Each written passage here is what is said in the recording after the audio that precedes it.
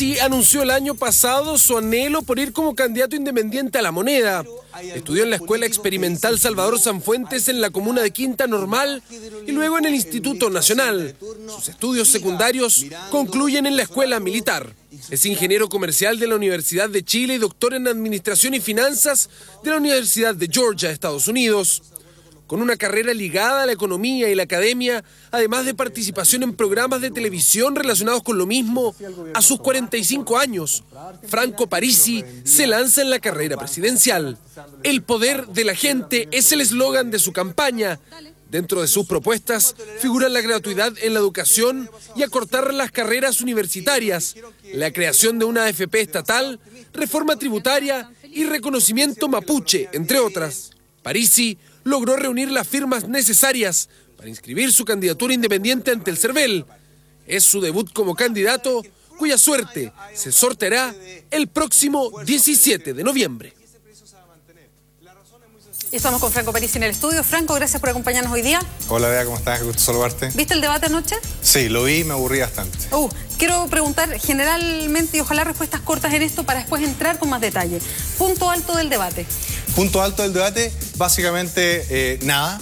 Fue siempre lo mismo. Uno veía cómo se atrincheraban, casi tratando de hacerle la comparsa a la candidata que lleva la punta. En realidad yo no vi ningún debate, no hubo ninguna crítica sobre la gestión anterior.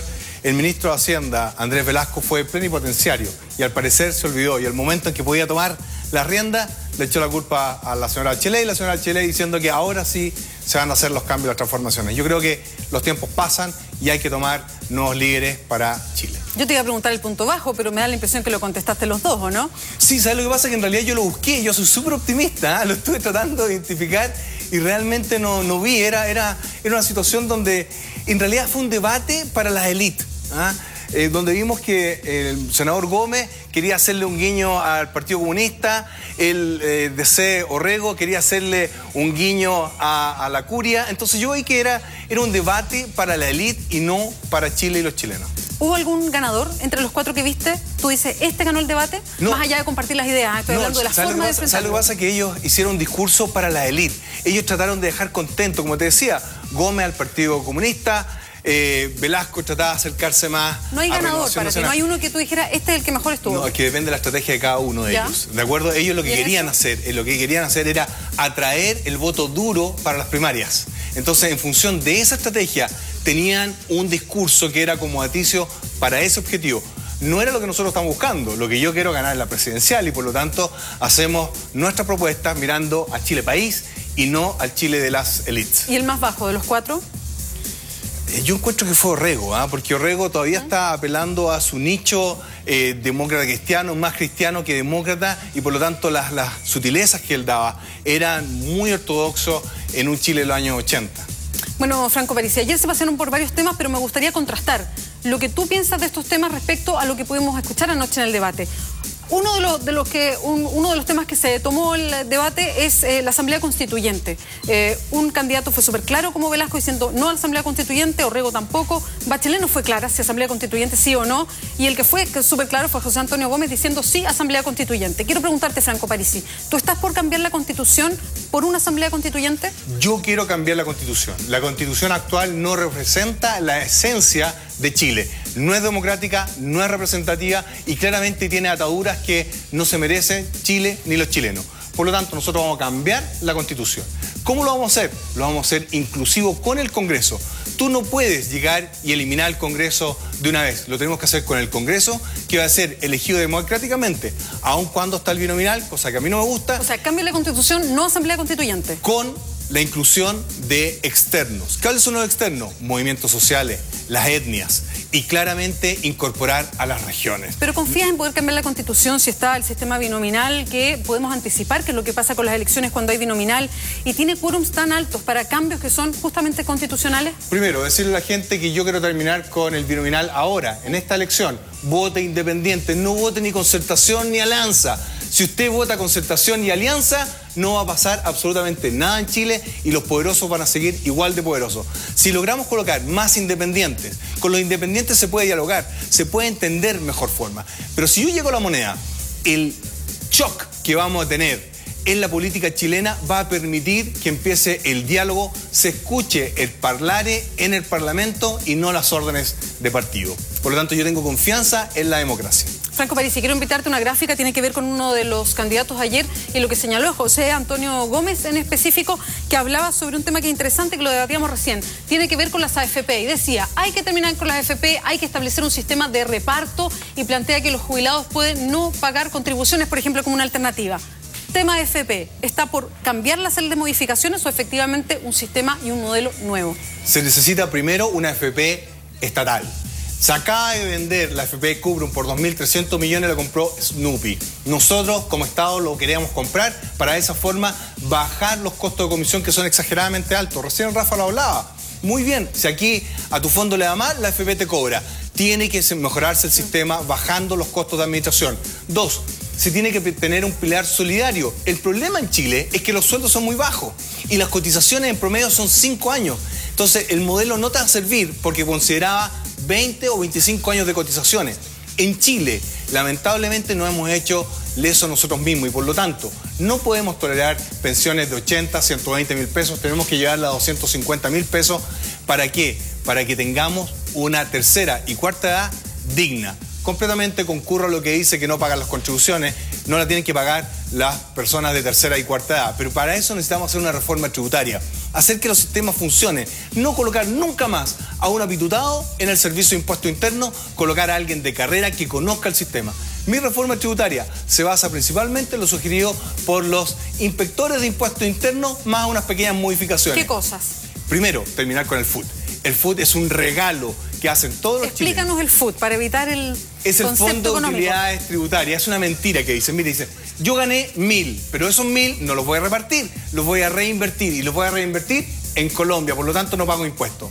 Si yo soy presidente, vamos a eliminar el flujo del FUT, no el stock, el flujo. Segundo, vamos a cobrarle impuestos a los millonarios. De hecho, ayer este programa que ocurrió del debate fue en el canal de los Luxic, una de las más grandes fortunas de Chile. ¿Cuánta plata le hicieron ganar los candidatos de esta nueva mayoría a los Luxic? Me gustaría saberlo, se lo dejo tarea a la señora Bachelet y a los otros comensales, porque no puede ser que los ricos en Chile no paguen impuestos.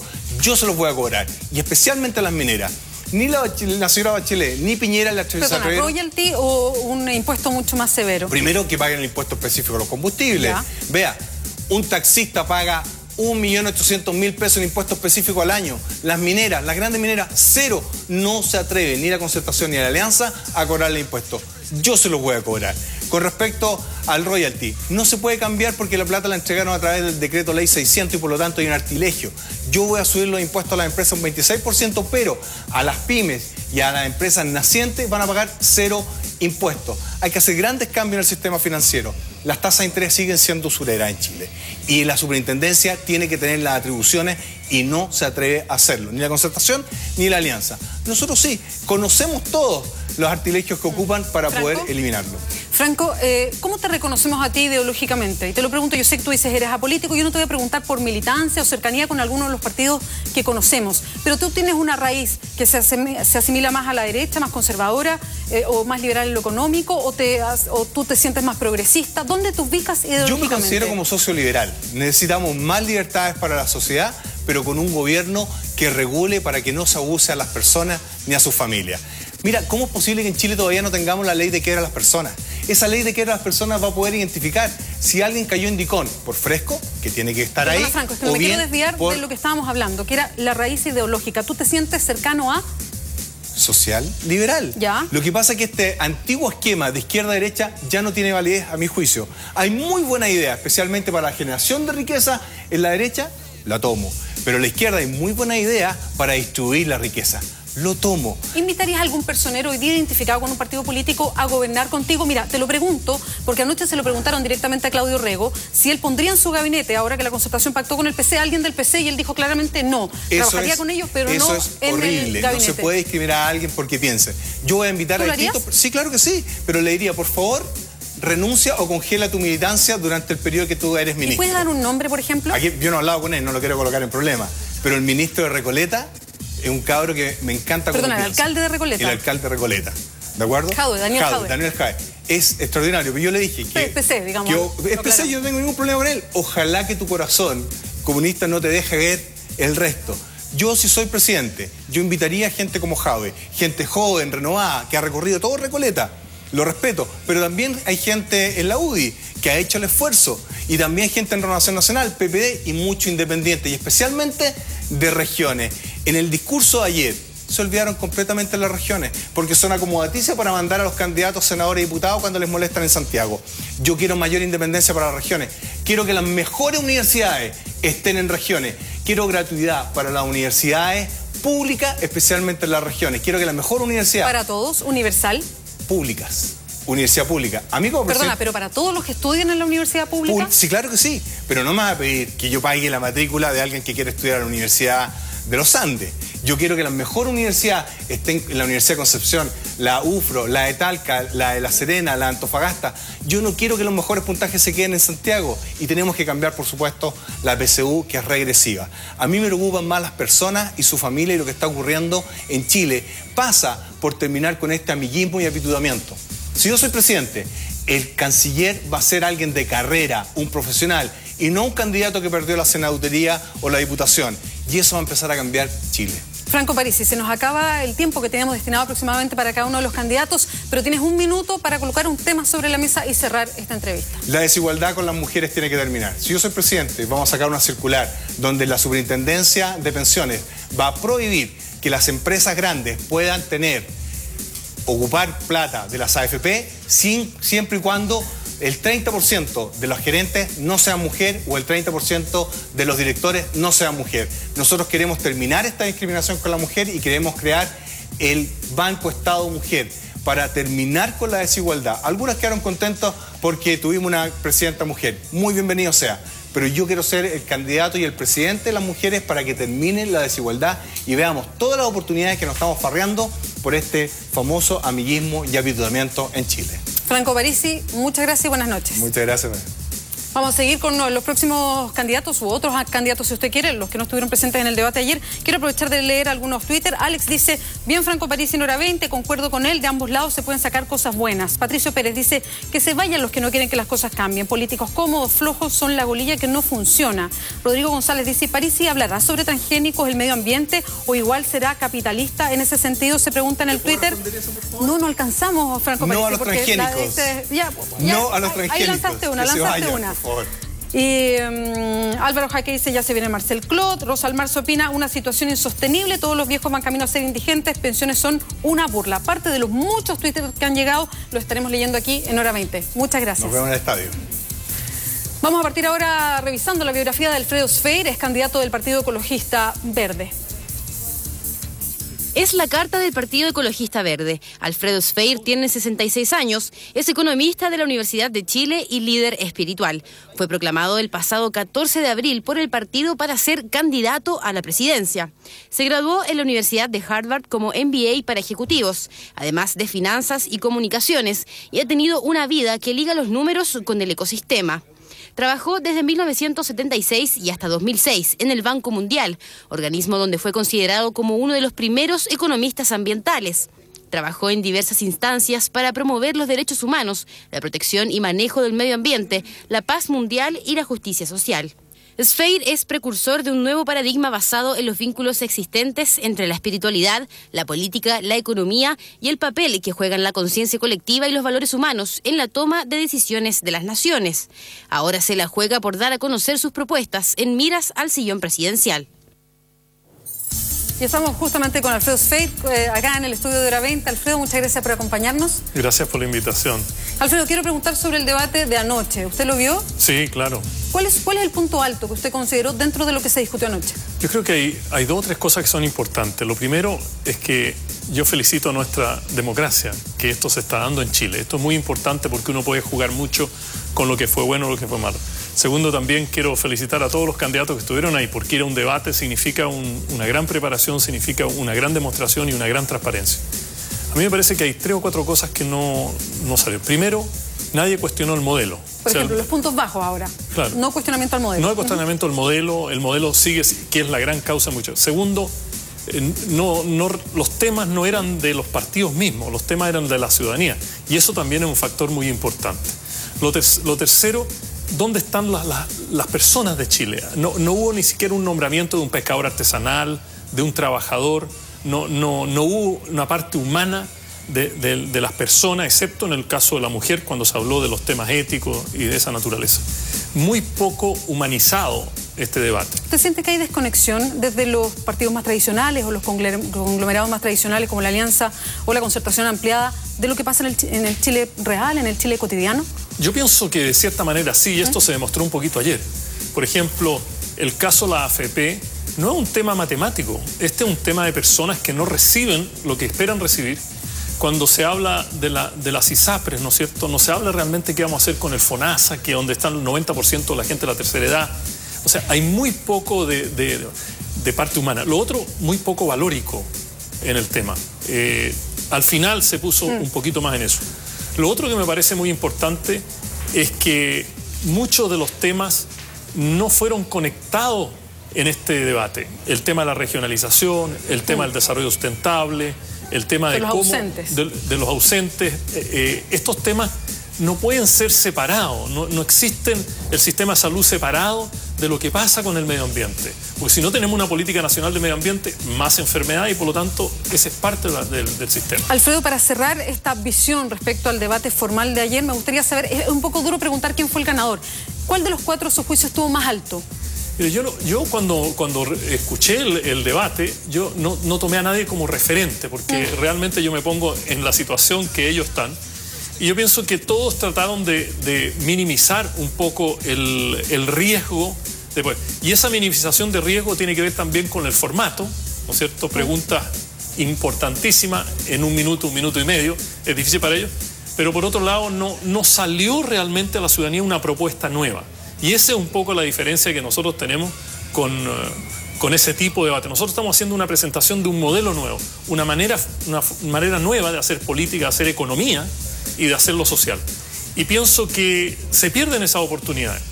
Pero hay que decir algo interesante de este debate, que salieron muchos temas en este debate que eran como temas de afuera o eran temas de los partidos ciudadanos que entraron en este debate. El tema del aborto, el tema de los matrimonios del mismo sexo, del mismo género, temas que tienen que ver con la violencia. A mí me pareció que las respuestas más débiles llegaron en el tema de la violencia, de la persona de la violencia. Porque eso es lo que tiene que ver con lo humano, tiene que ver con la organización ciudadana, tiene que ver cómo hacemos eso. Vamos a ir a esos temas. Y solo para cerrar, ¿considera uno de los cuatro de ayer el más bajo, el que para usted fue insatisfactorio respecto a cómo contestó, a cómo se planteó? No tengo un candidato que era el más bajo.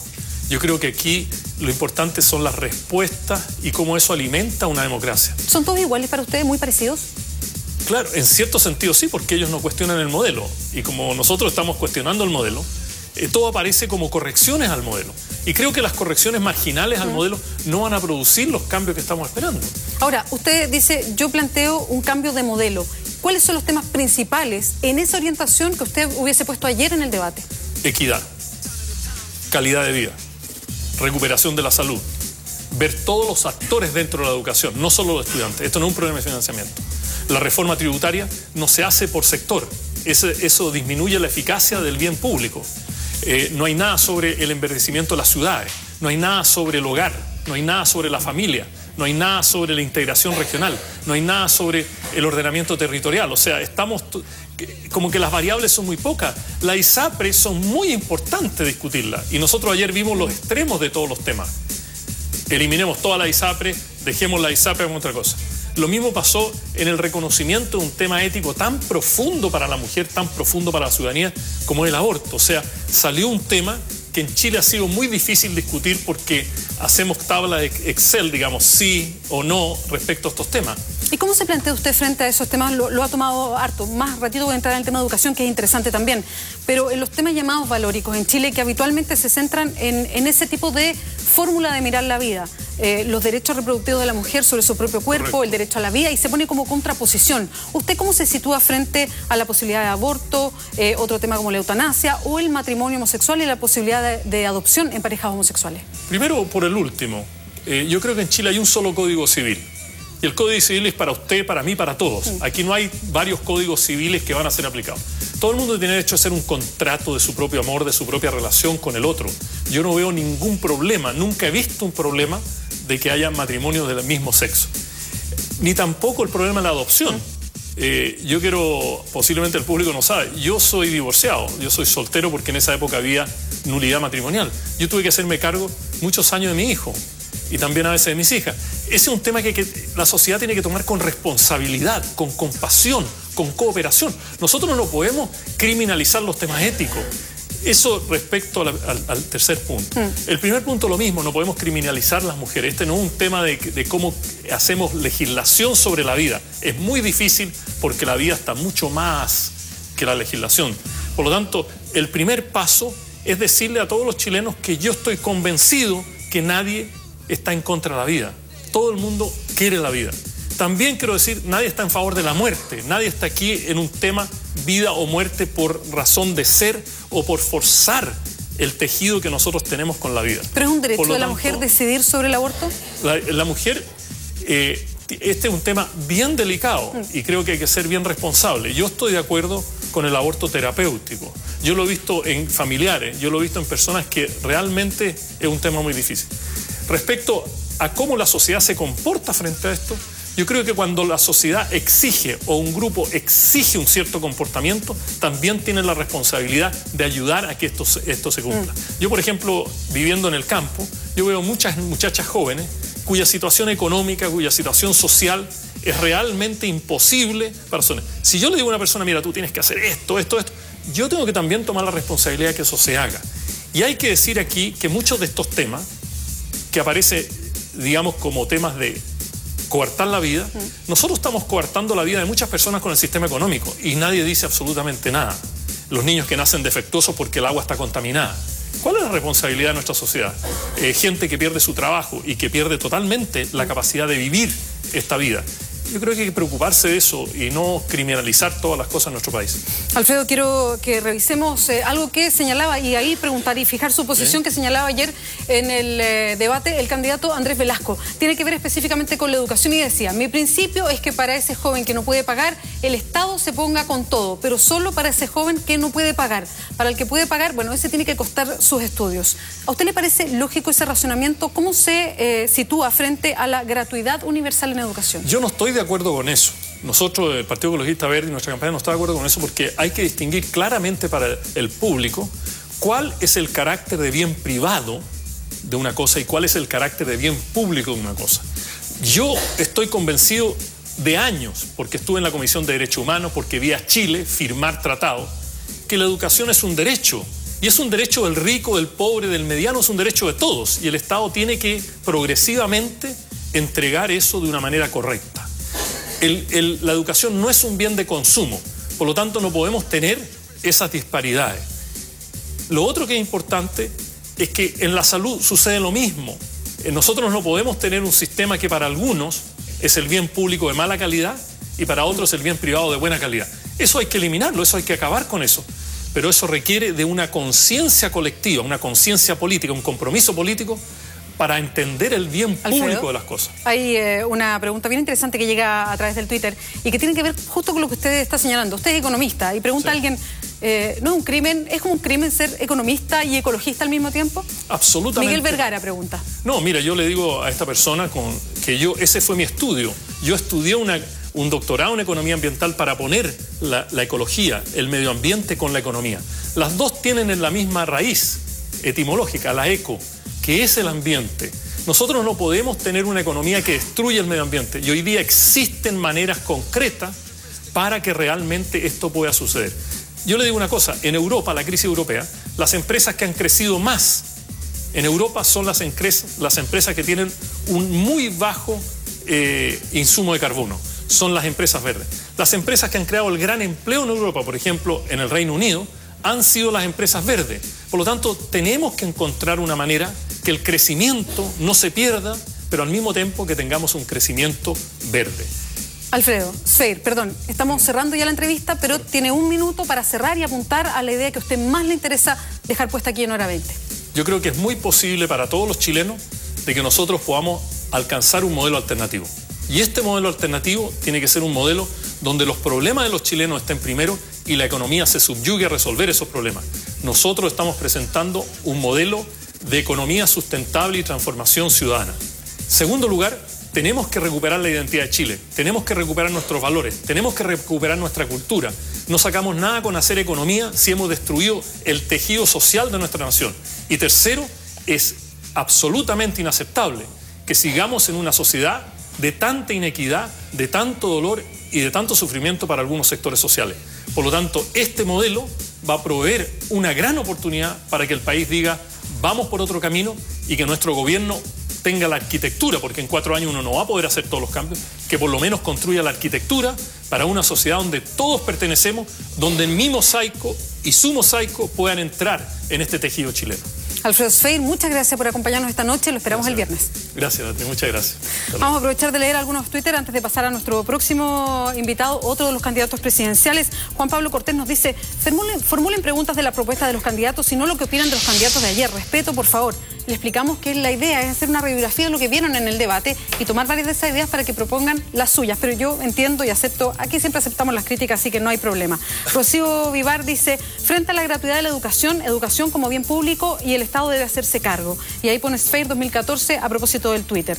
Sebastián Nazar dice, un economista precandidato por el Partido Verde Vieja, dice. Cristian Bugueño, viendo el partido de la selección chilena en mute para poder escuchar a los candidatos en hora 20. Gracias, Cristian, se agradece eso en todo caso. Caprichitos Vergara agrega, tan pachamámico que se ve el señor Sfeir, y lo es, pero tiene un punto de vista que es muy bueno. Parte de lo que llega a hora 20 en la red, son muchos los tuiteos, vamos a seguir revisándolos.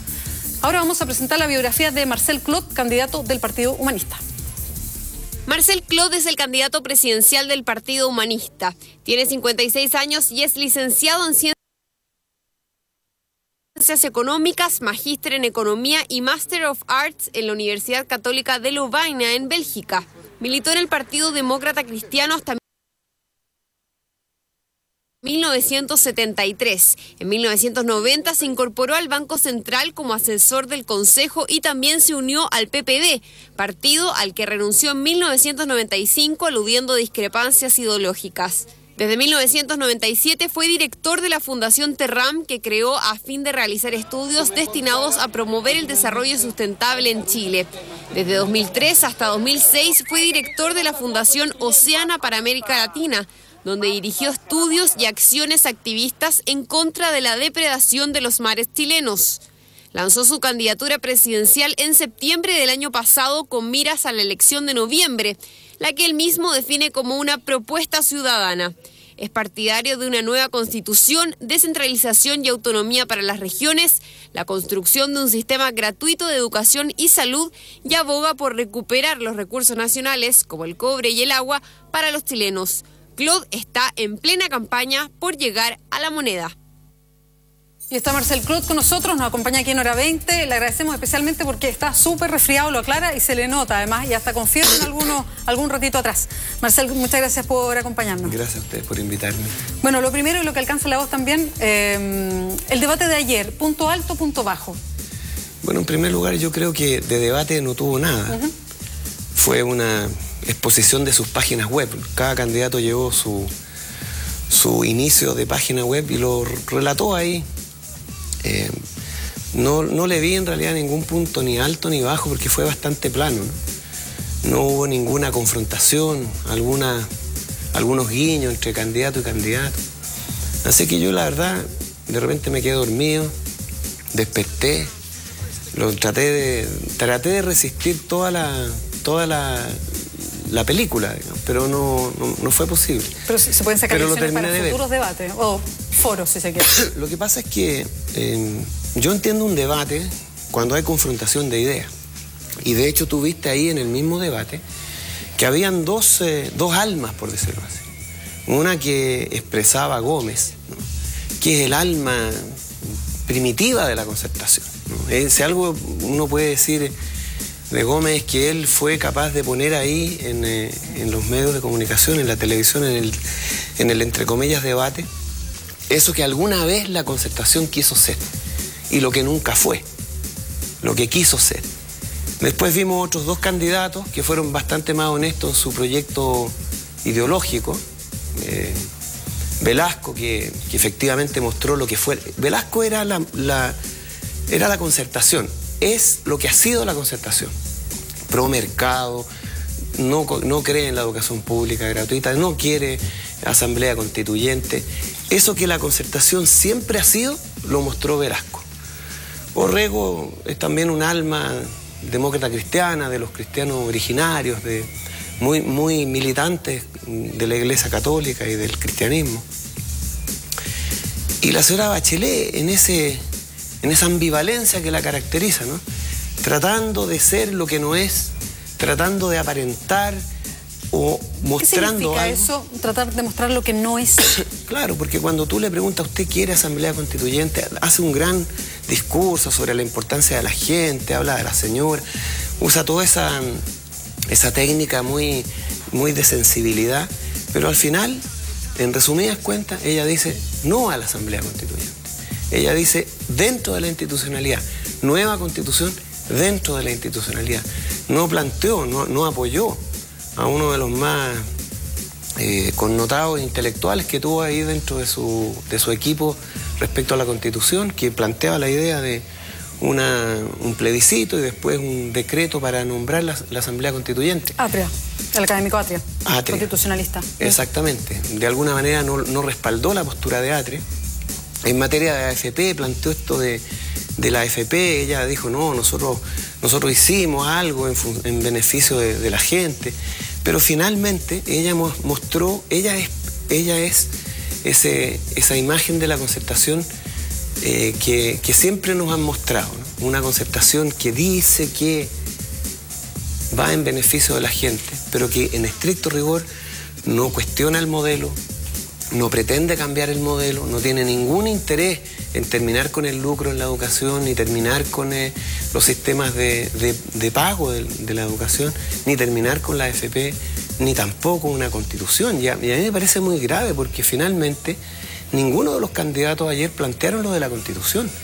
Y yo creo que alguna vez en Chile hay que tener presente que toda democracia, toda ley, todo cuerpo jurídico tiene un poder anterior, se fundamenta en lo que se entiende como el poder constituyente, lo que lo constituye, lo que lo hace. Marcel. Y es la comunidad, es la sociedad, el poder de la sociedad que constituye la regla, constituye la norma, constituye la constitución, valga la redundancia.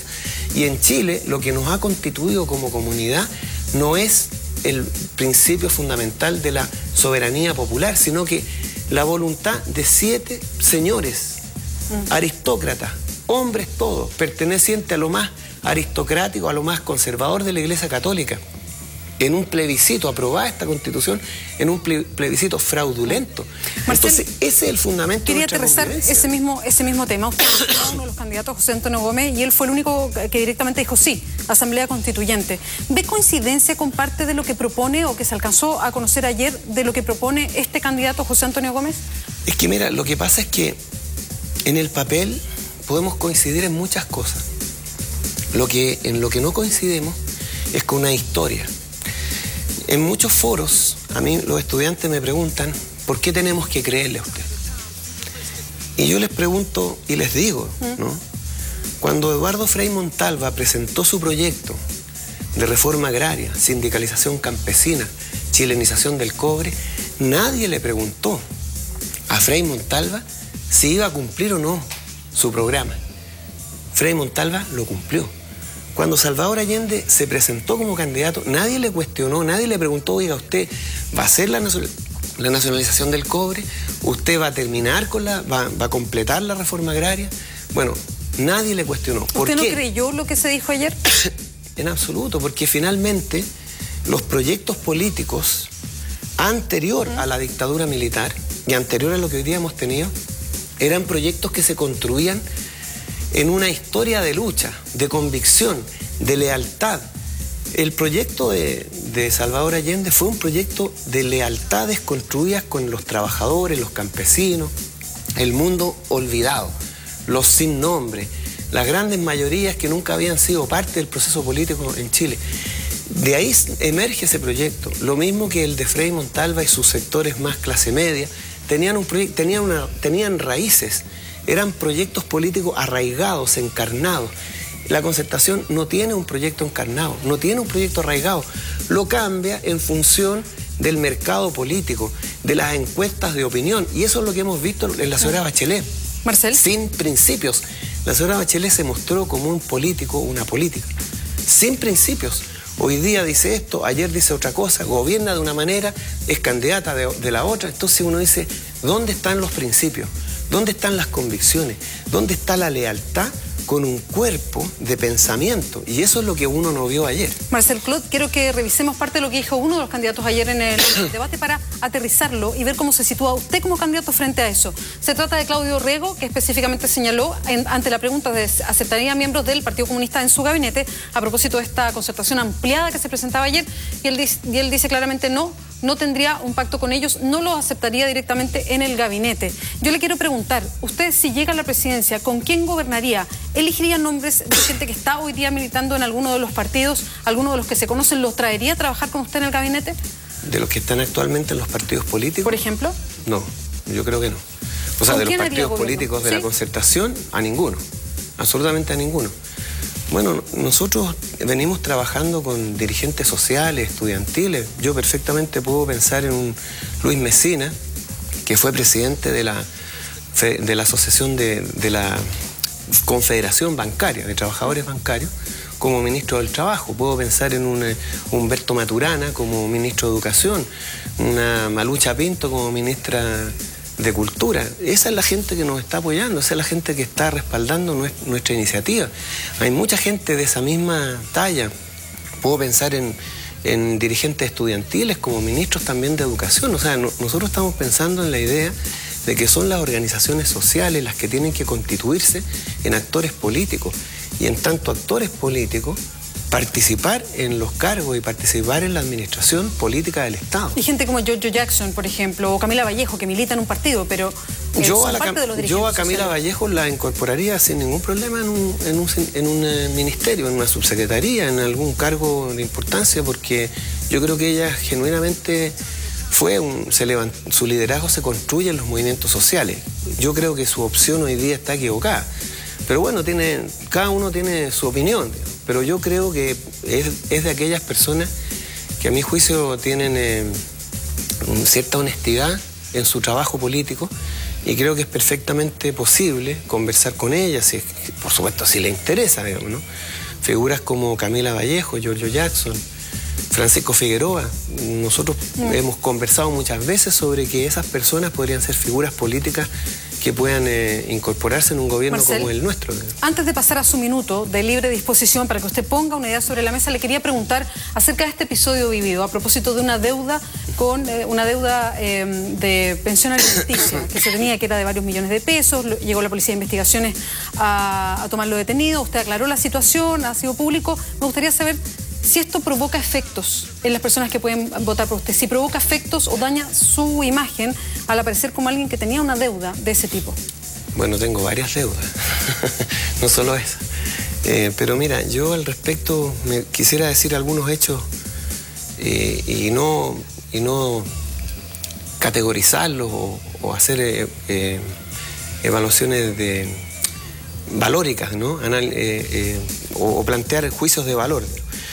Yo estuve 23 años casado con mi exmujer, y de esos 23 años, los 23 prácticamente completos, yo asumí las responsabilidades 100% económicas, total, 100% del 100%. Y también fui un padre que hizo las otras tareas, que muchas veces hoy día los hombres no hacen, y la hice en abundancia. Por lo tanto, de esos 23 años que yo estuve casado, sobre cómo fui yo como padre, yo creo que muy pocos en este país me pueden sacar a la pizarra. Respecto a los últimos 4 años que estamos separados, de las 4 obligaciones que tienen los padres, vivienda, salud, educación y alimentación, 2 han sido mi responsabilidad 100%, vivienda y salud. Y de las otras, los tribunales me impusieron condiciones excesivas. No nos olvidemos que La pensión o sea, la responsabilidad sobre los hijos no es solo del padre. Y en los últimos 2 años yo no he tenido los ingresos que los tribunales me exigieron, que son excesivos. Y he tenido dificultades para pagarlo. Pero al momento en que la PDI fue a mi casa estaba todo pagado. Lo que no estaba pagado era una deuda que yo tenía con mi hija que vive conmigo. Y por lo tanto no es mi obligación pagar la pensión con una hija que vive conmigo, si yo la estoy manteniendo. Y ella me condonó esa deuda. Pero como esa deuda no había sido aún tramitada en los tribunales, la orden de detención... ¿Y esto le afectará a usted? Obviamente que afecta, o sea, no solamente me afecta en lo político, que es lo que menos me importa, digamos. O sea, lo que sí me complicó mucho fue la situación de mi hija, digamos, que la dejó bastante complicada. Que ella es una carta pública. Sí, la dejó muy complicada porque además estas cosas son muy dolorosas, ¿no? El divorcio con mi mujer no fue fácil, fue una cosa muy compleja, muy complicada, que dañó mucho a nuestros hijos. Y me pareció pésimo, de mal gusto, que Canal 13 y los medios de comunicación hicieran de esto farándula. Yo creo que hay que tener cuidado con eso, porque el daño que se hace a personas, en realidad el otro daño no me importa tanto, pero ese día yo me dediqué a estar con ella para que saliera relativamente bien parada de esa situación. Marcel Clot tiene 1 minuto de libre disposición para que instale un tema en Hora 20. Bueno, lo que nosotros y nosotras hemos planteado en esta candidatura es la refundación de Chile. Este país no admite más arreglines, cambios, pequeñas modificaciones. Aquí hay que cambiar la Constitución. No es posible arreglarla. Aquí hay que terminar con el sistema de la AFP, que es un robo institucionalizado. Instalar el derecho a la educación público y gratuito. Instalar el derecho a la salud.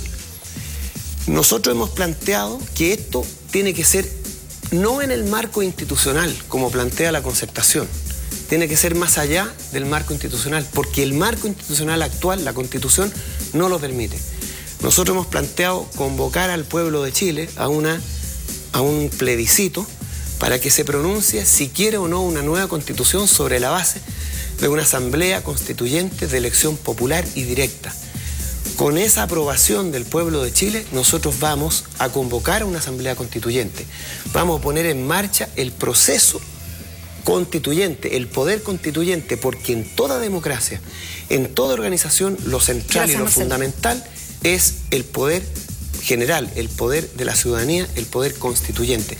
Y a eso nosotros hemos convocado y por eso hemos dicho, nuestra lealtad está con la voluntad popular y no con la clase dirigente. Muchas Marcel gracias. Clot, muchas gracias por estar esta noche en Hora 20. Bueno, gracias. Cuídese del resfrío. Vamos a revisar algunos Twitter, como hemos hecho con los otros candidatos.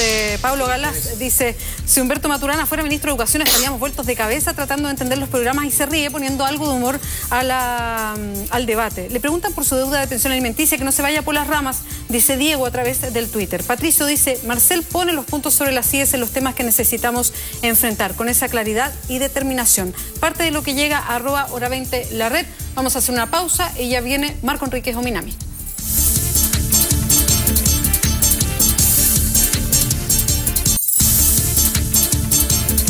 Bueno, seguimos con esta entrevista de los otros candidatos presidenciales. Ahora presentamos una biografía de Marco Enríquez Ominami, candidato presidencial del PRO.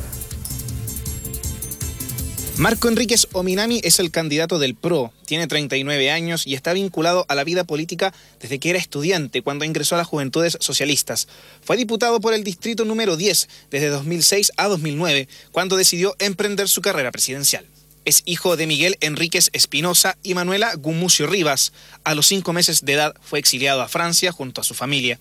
Allí, su madre se unió al senador Carlos Ominami y en el año 2000, Marco agregó este apellido al de su padre biológico. Estudió licenciatura en Filosofía en la Universidad de Chile. Además, trabajó en obras audiovisuales de cine y televisión. Pero más allá de esta beta artística, su vida ahora se enmarca netamente en el plano político. Es uno de los nombres fuertes del Partido Progresista, el cual integró después de renunciar al Partido Socialista el año 2009. Como candidato a la presidencia obtuvo el tercer lugar, con el 20,13% de los votos. Educación gratuita, nueva constitución, reforma tributaria y una nueva política de drogas son algunas de las propuestas que tiene como candidato en su nueva carrera a la presidencia. Estamos con Marco Enrique Ominami acá en el estudio. Marco, muchas gracias por acompañarnos esta noche. Sonrisa de candidato. Buenas noches. Así parece. El rating más raro de la historia, porque estamos con el partido al mismo tiempo aquí en el debate. Pero nos va a ir bien porque ayer el debate presidencial, que fue bien aburrido, tuvo gran rating. Habla muy bien de los compatriotas. Mira, si fuera por los Twitter estaríamos de ganadores. Una cantidad de tuiteos impresionante. Pero además, ya hicimos el ejercicio el viernes pasado y no creas esto del fútbol. No. Además, este es un canal muy De hecho, especial. ahora me dicen que no está yendo bien, así que aprovechemos. Yo lo voy a echar a perder. Yo voy a encargar de echar a perder este gran programa. No diga eso. Gran programa. No, vamos a partir por un análisis de debate de ayer y le pregunto a todos lo mismo. Ya. Punto alto y punto bajo del debate. Punto alto el rating a los ejecutivos de televisión, no a los de este canal, que es un canal... Yo trabajé en televisión 12 años y siempre escuché a los ejecutivos en la oficina comiéndose una galleta con un café, con cara arrogante, y decirme, mira Marco, la gente no le gusta la política, lo que le gusta es la farándula, y estamos obligados a hacer, a veces hacemos cosas muy mediocres, pero no importa. Ayer, un programa de debate, plástico, ochentero, anticuado, tuvo más rating que el resto, compitió y ganó. Demuestra que los chilenos queremos escuchar, queremos debate, el sabor de lo vivo, de la realidad, es interesante. Más allá de, que creo, y ahí vengo a lo malo, creo que el debate fue plástico, fue ochentero porque no había derecho a interpelarse, era escolar. Como Bachelet no quería que le interpelaran, impuso una regla que aceptaron los demás candidatos, que yo creo que no es correcta. Es que para poder hablar entre ellos tenían que pedirle permiso a Daniel Matamala, como si fuera el colegio. O sea, profesor, ¿puedo hablarle a él? Creo que eso es impropio, lo hace mal. Los debates del 2013, Beatriz, tú los conoces, son muy distintos. La televisión ha cambiado, el mundo cambió, y creo que Bachelet cometió un error con su comando, tratar de plastificar por miedo a la interpelación. Pero hay otras cosas valiosas. Ahora, más allá de la evaluación del fondo, porque evidentemente hay cosas que uno puede compartir o no, pero ¿cómo se mostraron o la forma de los candidatos? ¿Cuál le gustó el más alto de ayer? Yo creo que hay una pregunta que no respondieron que echa a perder el debate de ayer. La pregunta que no se le hizo, ¿por qué ellos creen que en 4 años van a hacer lo que no hicieron en 20 años? Si ya fueron todos Faltó ministros. esa, dice usted. Si todos fueron ministros, Beatriz. O sea, mira, uno fue ministro de Vivienda, el otro de Hacienda, el otro de Justicia y el otro de Salud. Son 4 ministros de Estado, ya tuvieron una chance 20 años. Yo eché de menos esa pregunta. Oiga, pero ¿por qué cree usted que ahora en 4 va a hacer lo que no hizo en 20? Alguien me tiene que explicar. Una pregunta que está pendiente. O preguntarle a Bachelet por qué ella cree que es bueno que ella se repita el plato. Aquí hubo recambio, ella dijo algo que no es cierto, que no había recambio, que estaba aquí porque nadie más podía vivir sin su liderazgo. Aquí hay recambio, varios, en su propia coalición. Eché de menos ese debate, pero valoré otras cosas. Creo que hay propuestas interesantes. ¿Qué cosa? Creo que yo presenté la ley de matrimonio igualitario el 2006 y la ley de aborto el 2006. Y la UDI, por supuesto, que censuró el debate. Y no tengo expectativas respecto de esos diputados. No de toda la UDI, pero creo que esos diputados en Congreso son bloqueadores de estos debates. Lo que más me dolió es que el Partido Socialista le parecía también que era un debate innecesario, los derechos civiles. Y ayer ella dijo algo que me pareció auténtico, que era que en realidad se había equivocado, que había que haber legislado sobre eso. Y eso ya me parece a mí un avance importante. Lo otro creo que fue importante que todos estuvieran de acuerdo en los temas que planteamos en el 2009. Eran temas acusados de demagogia y populismo, y la coordenada del debate fueron sobre lo que dije en el 2009. Dije reforma tributaria, dije educación gratuita, dije matrimonio igualitario, dijimos un conjunto de cosas y eso ocurrió. Y no me alegro por mí, lo que importa es que eso sea hoy día, tengamos mayoría. Y sé que contaré con los votos de ellos en la Cámara de Diputados y serán parte de este proceso cuando seamos gobierno para lograr educación pública gratuita. Creo que eso ya es un avance. Marco Enrique Ominami, quiero tomarme de que usted es el último de los otros candidatos que vinieron a conversar acá, a esta entrevista, a analizar el debate con nosotros y plantear sus ideas. A propósito de una pregunta que veo que se repite en distintas formas de las personas que están colaborando, como siempre con nosotros, @hora20 de la red, y que señalan cuáles son las diferencias. Y esa es la pregunta, porque algunos dicen, ¿por qué no se juntan todos? En fin, pero ¿cuáles son las diferencias de ustedes como otros candidatos?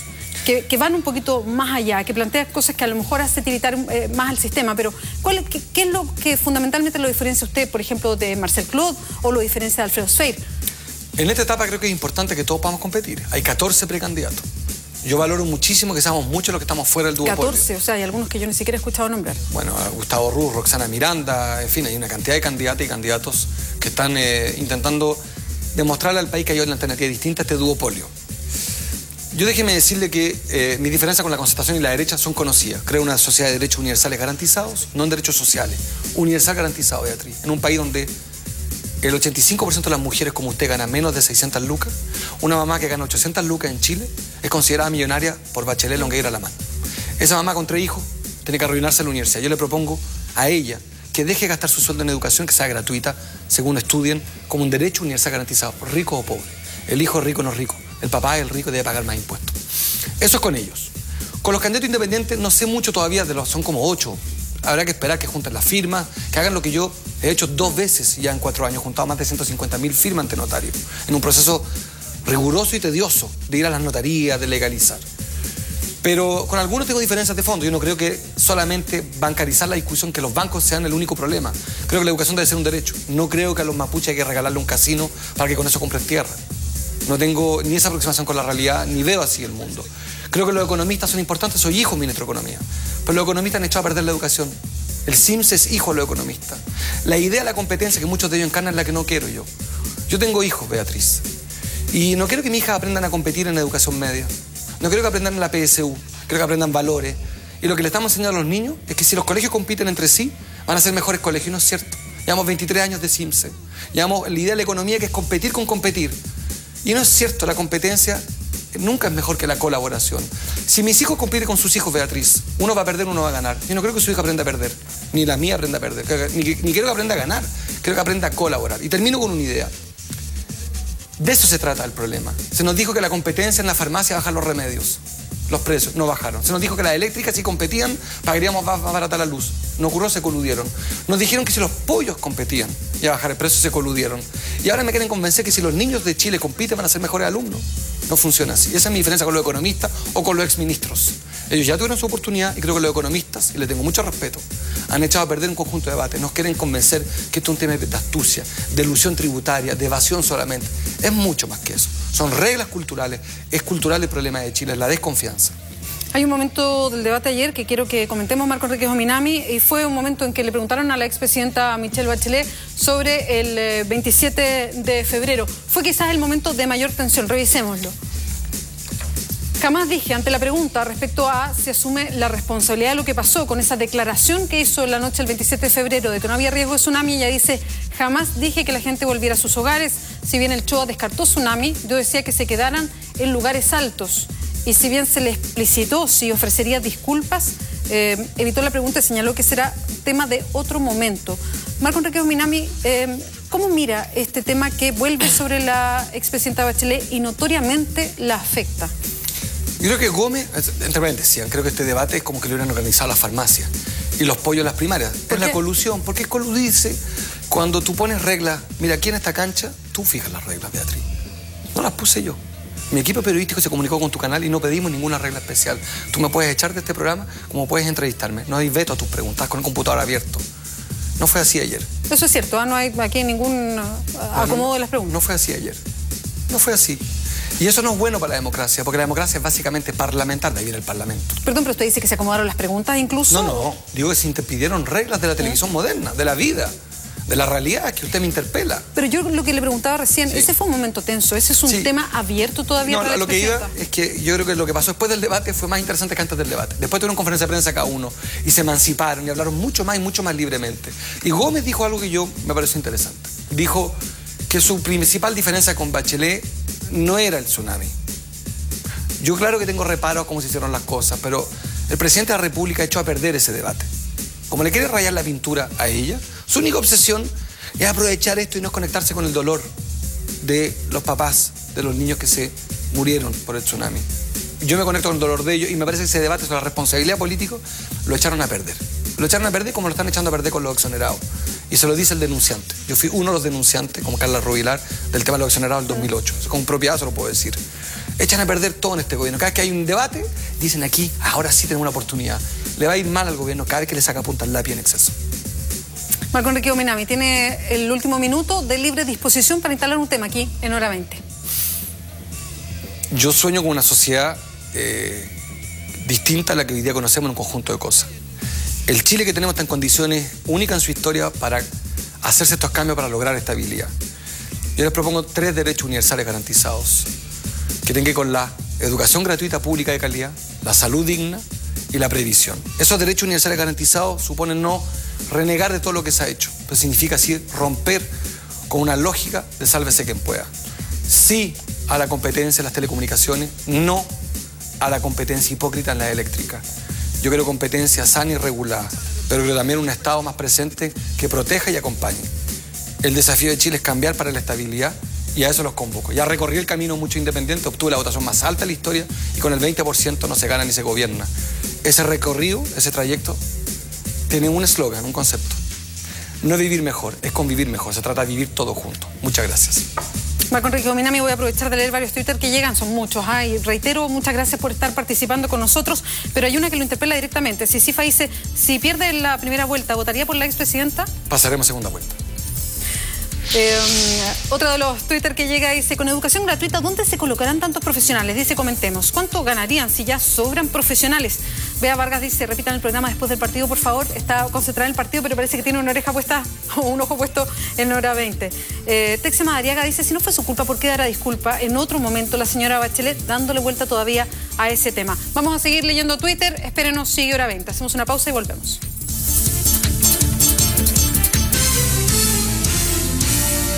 Sigue en hora 20, les quiero recordar solamente que el viernes, después del otro debate que está programado entre los candidatos de la Alianza, nos visitarán nuevamente los candidatos independientes o los otros candidatos, si ustedes quieren, para analizar también parte de ese debate y recuperar y plantear temas que han puesto los candidatos que estuvieron en los canales para protagonizar este debate antes de las primarias.